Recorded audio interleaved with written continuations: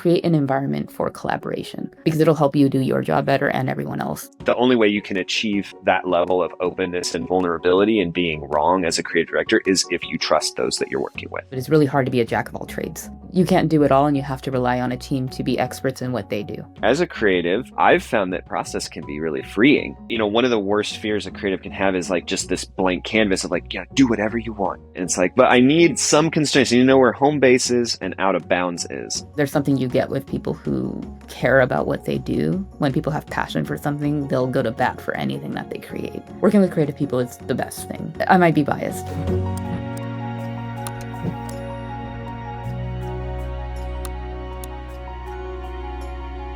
Welcome to Let's Fix Post, the show about making post-production smoother, smarter, and more collaborative for creative teams and editors alike. Today I'm excited to chat with Jaycie Kim, the creative director at Firm Media, which is a digital marketing agency that specializes in medical and aesthetics. Jaycie's background as a graphic designer and her experience climbing the creative ranks gives her a unique insight into what it takes to produce great work. In this episode, we explore the challenges of marrying creative vision with a client's business goals and the importance of having the right partner in place to make that happen. And she also explains why consistency is so important for an agency that's working with a niche clientele. One of my favorite parts is talking about the paradox of creative freedom and process and how guardrails can actually make a creative more successful. Plus, Jaycie gives her advice for another creative director who may find themselves needing to work with an editing partner. I really enjoyed our conversation and I hope that you do too.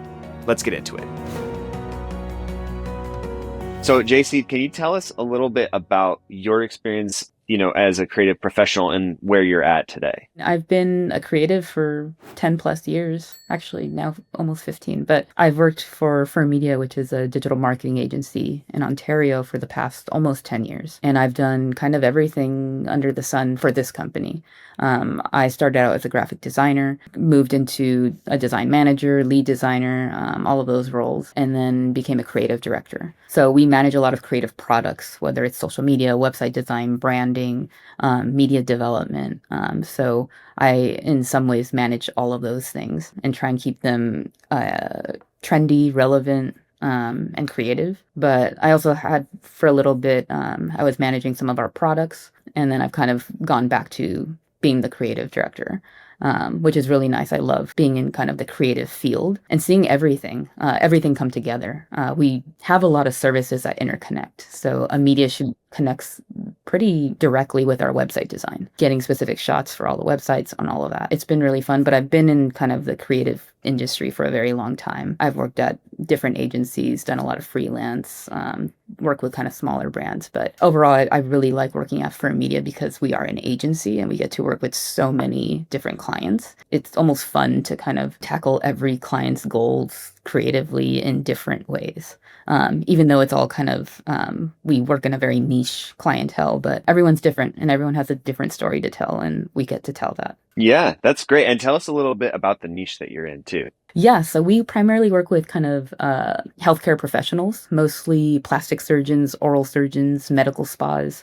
So anything aesthetics, which has been really interesting and kind of eye-opening. It's actually a really fun niche to work with. Did you gain all of your experience in that niche while at Firm, or did you come into it already kind of knowing that industry? I came into Firm Media not in that industry at all. I mean, plastic surgery is kind of at the time, it was almost taboo. I think nowadays it's more common. We talk about it more. There's shows like Botched and it's all over social media, so it's a little bit more normalized. I think when I first entered working with clients in this niche, it was just so interesting. I mean, they're medical professionals. These people have gone to school for years and years, super smart, and you get to do these crazy things for them, whether it's building a website or doing a full media production for them, and you get to see them be successful.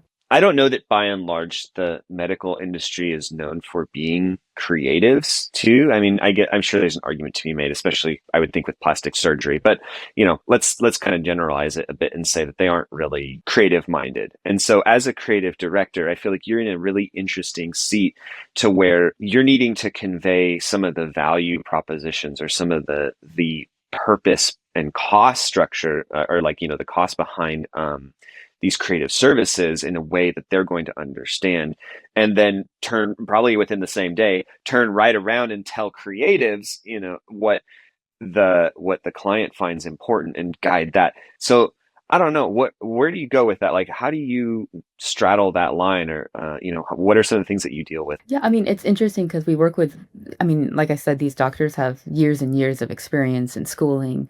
They're experts at what they do. And I think the best relationship is when they understand and respect that we are also experts in what we do. This is a niche that we specialize in, and we're super successful in. We have award-winning photography, award-winning website design, social media. We really know what we're doing in this realm. In some ways, they do trust us with, I guess, their brand, and we are in aesthetics. So I think a lot of them understand that how they present themselves to the world, whether that's over the internet or via social media, matters. It's kind of like working with an oral surgeon who has yellow and messed up teeth. It's similar to saying your website looks like it was built in the 90s. Is that what you want to present to people? So our job is to kind of essentially do surgery on your image and create something beautiful. In some ways, that's kind of how we relate it, because we're experts at what we do, and we like doing it. We're successful at doing it, and we really have a respect for the people that we work with. A lot of our clients are smart, intelligent, super successful, and we want to be part of that success with them. So I am curious, like, what your experience has been working with editors. We chatted a little bit ahead of time as far as, like, it sounded like most video services going through like a single vendor. I think you alluded to having in-house at one point.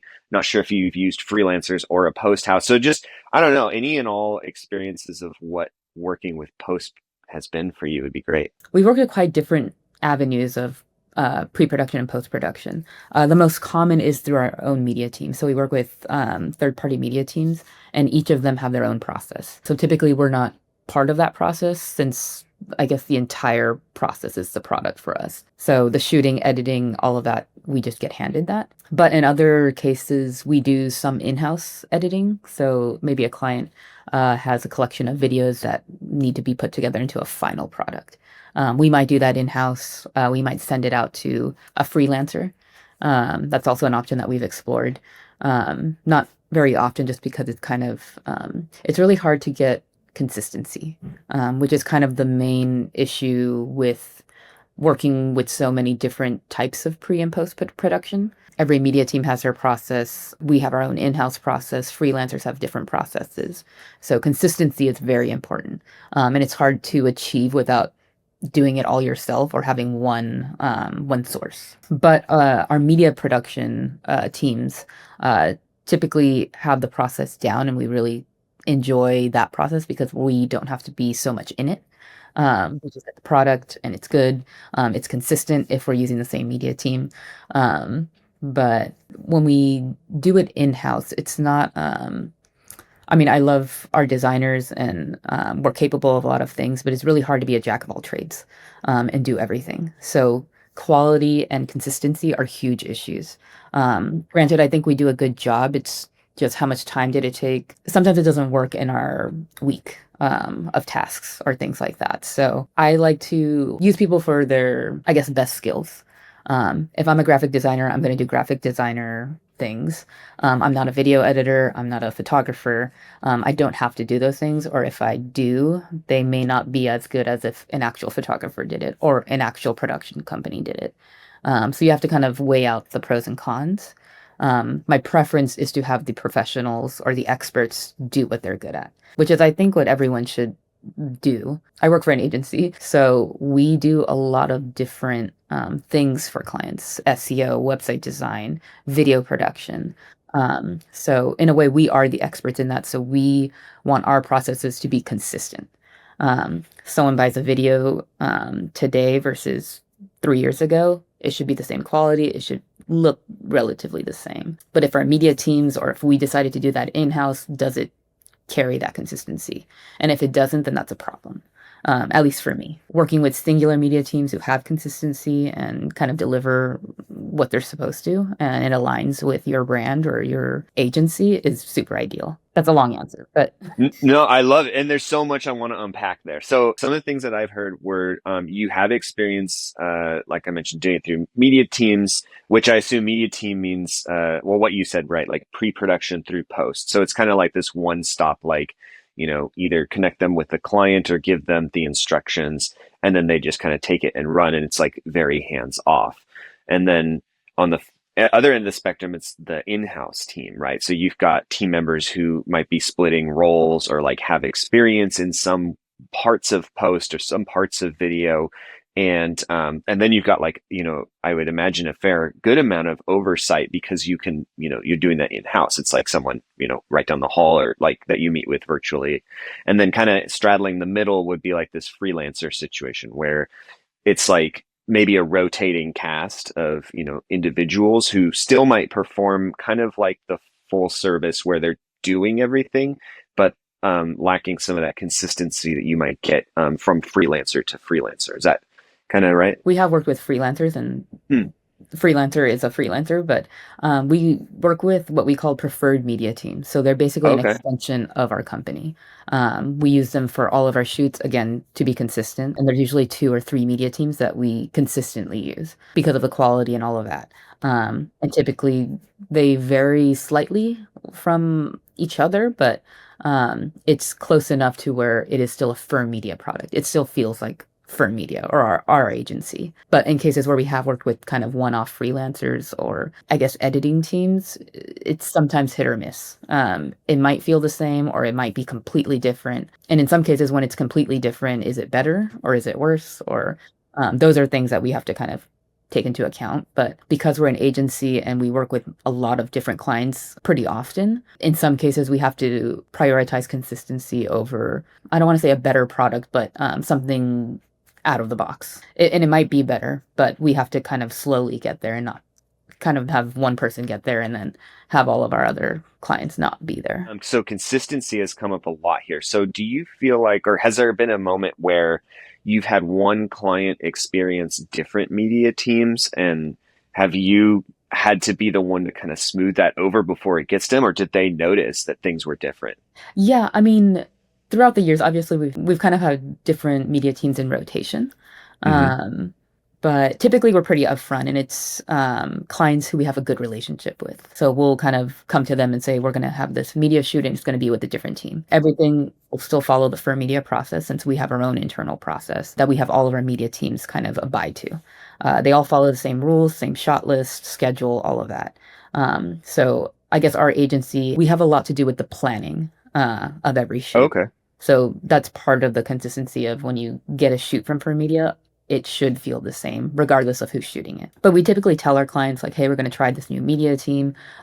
Give us feedback on how the shoot went, pros, cons, things like that. And in cases where we get the media back and it's not consistent with what we were expecting, we typically just have a pretty honest conversation with that media team. Here's what we could have worked on. Here's what we could have done better. Here's what we did really good at. And typically it takes 2 or 3 shoots to kind of get it to, I mean, it's kind of like with everything. You don't wake up knowing how to ride a bike. So it does take some time. And we're definitely willing to kind of grow grow the media teams into what we expect them to be because it's a partnership. We are paying for a service, but really we want it to be a partnership. Kind of like if they're just part of our own agency. Just like I have conversations with, let's say, our SEO department on how to make your product better. We'll have meetings about that. So with our media teams, we go to them and kind of say, well, what's new and trendy in video? So it opens an opportunity to grow together, but also separately, because they do bring something to the table that we necessarily don't have. They're basically an extension of our agency.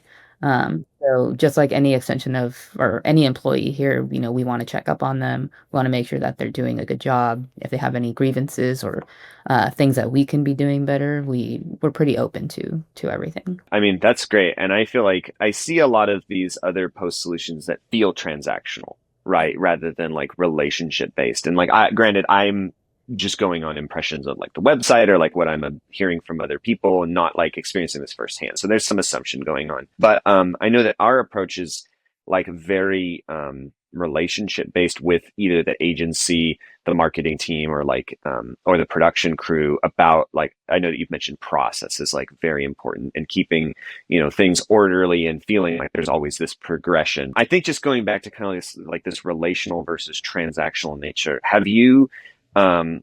experienced that like at the transactional side where it felt like this was kind of just an invoice number like a gig, whether that is on the production or I guess more specifically it'd be great if there's something on the post side since that's kind of our wheelhouse here. Yeah, I mean, there's definitely times where it feels very transactional, but I would say it's pretty rare. We're pretty good at vetting the people we work with.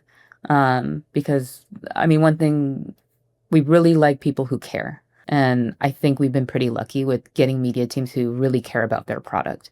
They have a passion for it, and they ultimately want the our clients and us to be happy with the product, and not just be happy with it, but also find ways to make it better because it'll make them better. I've heard horror stories of people being burned or feeling very transactional. I won't say names or anything, but we have worked with media teams where it did feel that way, and we did have to be very honest about this isn't going to work out. Even in some situations, they give you a price, um, and logistically, that is the price to do a photo shoot or a video shoot or editing and all of that. I guess when we say partnership, really realistically, we this isn't a one-off shoot. We want to meet with you, twice a year, get to know you, what your processes are, what we can be doing to making it better, what should our packages look like. So it is really becoming an extension of our agency. One thing that we do why to kind of keep the consistency, we basically plan out the shoot. We do a timeline, a shot list. It's very, I keep using the word consistent, but it's very cookie cutter. So like doing a shoot out in Illinois versus doing it in California, it's pretty similar. Uh, you don't have to really reinvent the wheel most of the time. You just have to bring to the table kind of like I come to work every day and I do my tasks and then I go home. It's kind of similar to that because we have such a good system and process down already. You shouldn't feel anxious about anything or whether or not you're going to get the right shots or whether or not you have enough time. So those type of things shouldn't be issues because we have a really good system down that we developed and we've worked really hard with our media teams to kind of keep consistent. Yeah, and I feel like there's this interesting paradox where, if you're a creative and you want to do art, or, you got into this field to kind of have this visual expression of, what your craft is. And there can be this paradox around, well, process is going to be limiting to me.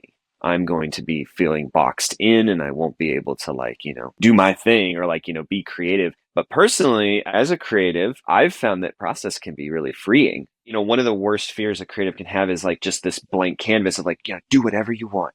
Right. And it's but I need some constraints. I need to know where home base is and out of bounds is. As a creative too, do you feel that kind of push and pull? I think we're pretty good, at least when I talk to our media teams, the way we kind of go about it is we have a specific shot list or a specific idea in mind. Basically, you have some kind of training wheels, and then after that, you can do as many backflips as you want. It's kind of our mentality because we don't want to stop the creative process. And this isn't like I did X, Y, and Z, so now I get to go home. We want them to kind of explore. Plus, also when you get to, let's say, a specific location, there might be something that comes up that might be more interesting, whether it's lighting or a certain background.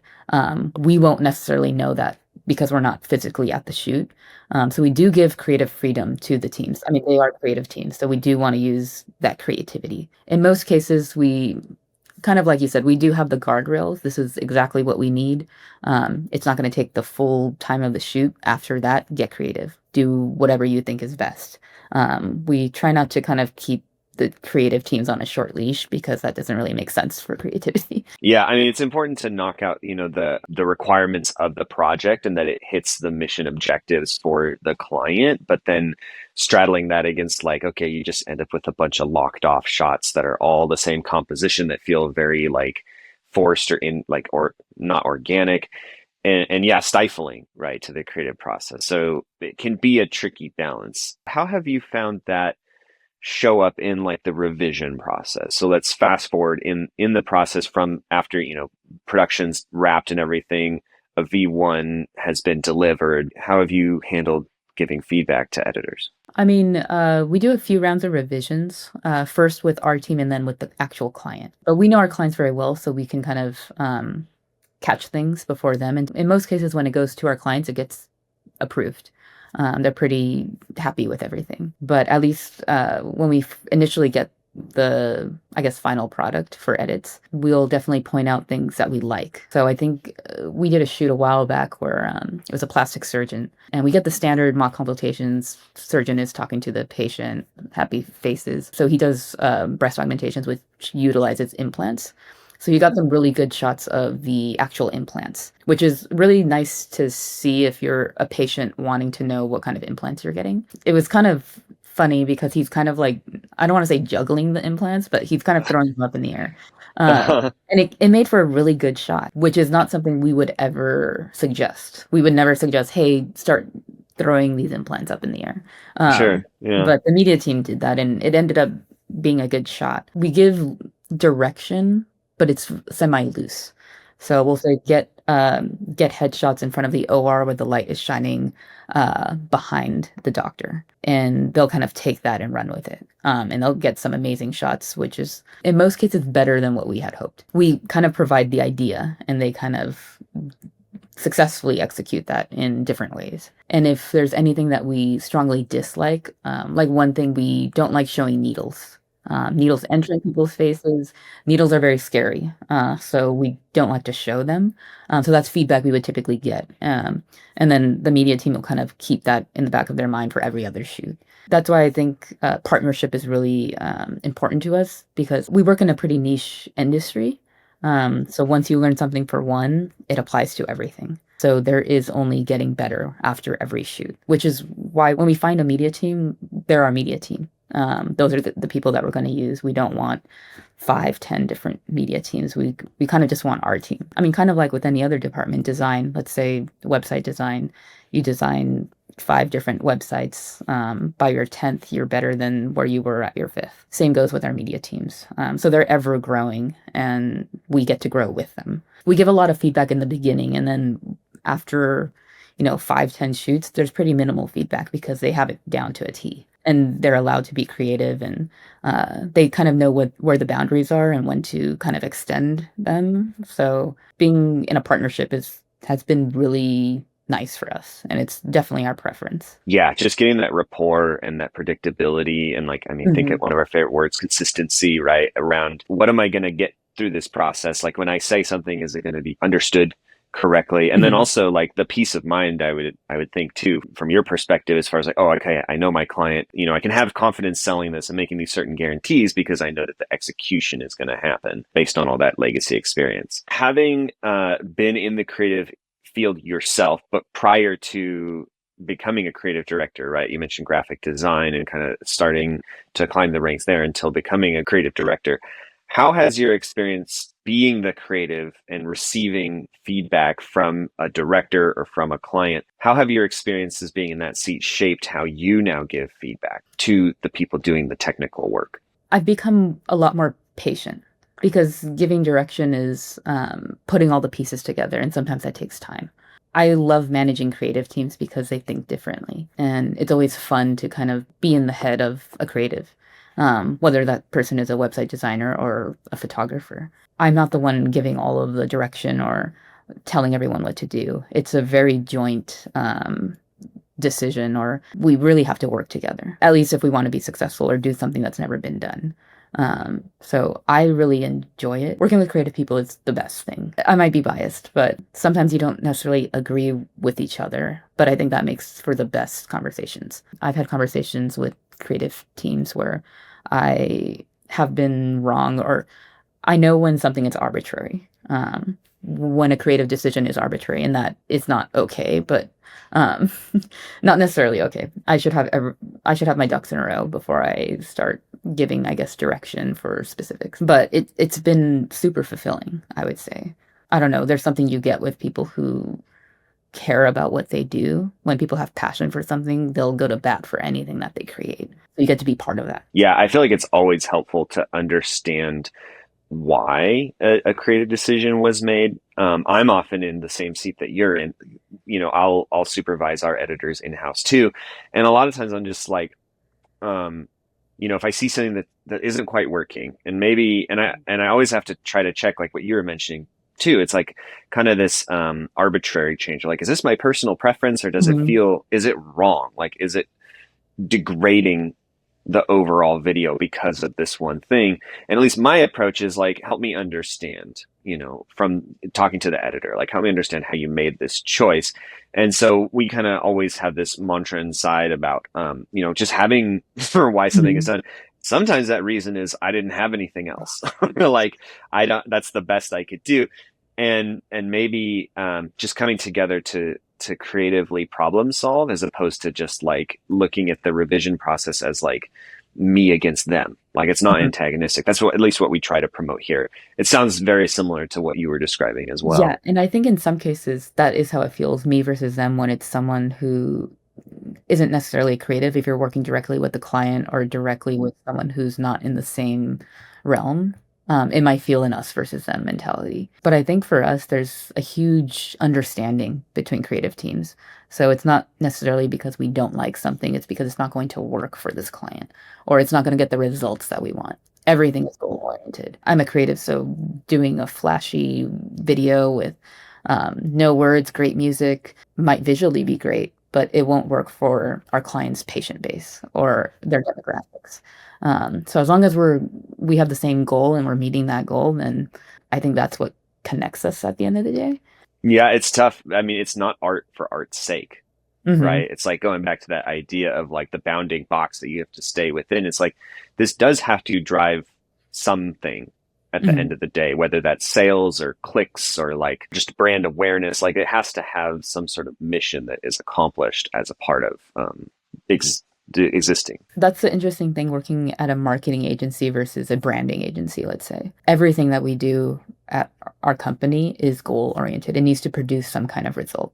That's a thread that is common through everything that we do. Even if we love these photos or love this video production, if it's not getting us closer to the goal, then we need to work on it. And it's nothing personal or nothing bad. It's just, it needs to produce something. Yeah, and finding those creatives that can execute the craft well and like have the eye for it and the passion, while also the, I guess, humility, right, to kind of distance themselves from, whatever the creative decision was, and kind of back up to like, but is this on brand, or is it accomplishing the mission? I feel like that's a pretty important attribute of a professional creative Yeah. over an artistic one. I'm always curious to know, like, if you only could pick three things for, I'm going to say, an editor, because again, I'm coming at this from the vantage point of post. Three variables about a project that you might include on like a creative brief. Like, if you can only pick three, what do you think those three most important things for them to know would be?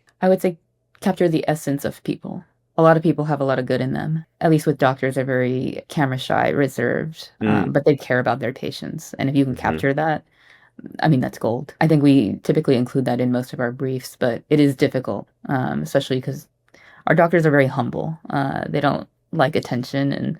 And so I think when you get to know people, especially on a shoot, you have to be very personable. And if you can capture that, then that's the gold. Yeah, so making sure that like clips about, their like authentic self or like their essence make it into the edit. Yeah, and sometimes you have to ask questions that aren't on paper, I guess, to do that. Okay, so like superseding what looked like the like scripted content. Yeah. I guess find a good flow. I feel like most times when you at least do an interview, this is kind of similar. There's a common theme, but it's kind of all over the place. So piecing it together just the right way can make all the difference. I think people forget certain things and then it comes back to them, and you kind of have to remember to go back to that or put that before. And so I guess just knowing when those moments are and how to rearrange them. Yeah, not get too locked into like the chronology or the Mhm. linearity of like how the story unfolded, but really empowering them to rearrange that and shape it to Mhm. tell the best story. Cool. Anything else come to mind? I think sometimes when you're watching someone like talk about what they're passionate about, you're so focused on what they're talking about versus like how they look or what they're doing with their hands or how their coat looks. I think being mindful of those small things makes a huge difference. I mean, we've definitely had shoots where what the doctor's saying is super compelling and you get really into it, and then you can see his lapel is flipped over. Mm-hmm. So it ruins the shot, but you have to focus on everything. Yeah, it's hard. I mean, like protecting the performance, right? I started my professional career in wedding filmmaking. So specifically, again, on the post side. So I was a freelance wedding video editor.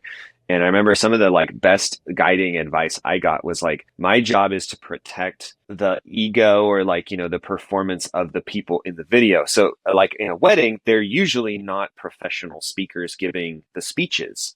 Professional dancers out on the dance floor was another one. So it's like fast enough so that like you get that one twirl in the dance so that they look like they were a really good dancer, but don't include it long enough to see like, oh, that was one moment baked into this long kind of awkward string of moves that they were doing. And so really looking to protect, the performance of the different doctors, be it visually or like auditorially through their interview. That was my takeaway, at least. All right. So last question would be, and again, I know that it sounds like most of the experience is with like a full service partner, but let's just pretend that it's a separate editor. So what advice would you give to another creative director? So someone else in the same seat at an agency dealing with, managing client and internal perspectives and personalities. What advice would you give for them starting their first project where they are working with an external editing partner? I would say be open. You might feel like you have something to prove, but it's a collaboration.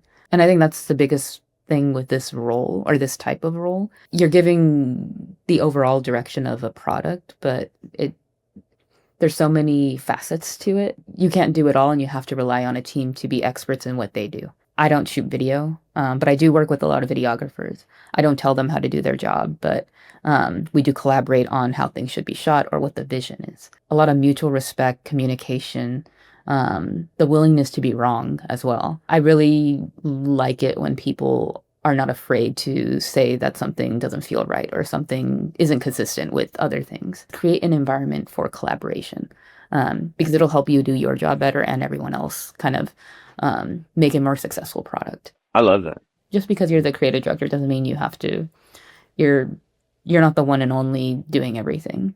You have to rely on people. I think that's such a great answer as far as bringing it full circle to the way our conversation kind of began, as far as that you mentioned like the word openness and trust and like mutual respect. And all that goes back to like that vetting process that you mentioned, where it's like you're picking your partners in media very carefully. It sounds like the only way it's going to operate successfully is if you can let go of the wheel, right? The different wheels in the whole machine that is this media creation, and trust that the person who's going to grab the wheel from you is, driving in a way that's going to get you all safely to the destination. I'm surprised I followed that metaphor all the way through. That was a good metaphor. That was what I heard in your answer was, the only way you can achieve that level of openness and vulnerability and being wrong as a creative director is if you trust those that you're working with. Yeah.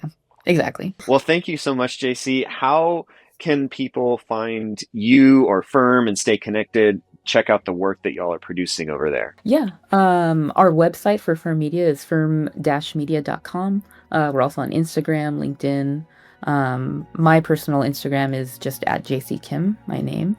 But yeah. Well, thank you so much. This was huge, and I feel like we could go on and on and on, but I won't take up the rest of your day. So thank you for being on this so much. Yeah, of course. Thanks for joining Jaycie and I in our conversation. I had a really great time chatting with her about the importance of a collaborative partnership that's built on mutual respect and trust. To learn more about Jaycie and the work that she's doing, you can find Firm Media at firm-media.com. And you can also find her on Instagram and LinkedIn. We'll be sure to include the links in the show notes. Don't forget to hit subscribe. This has been Let's Fix Post.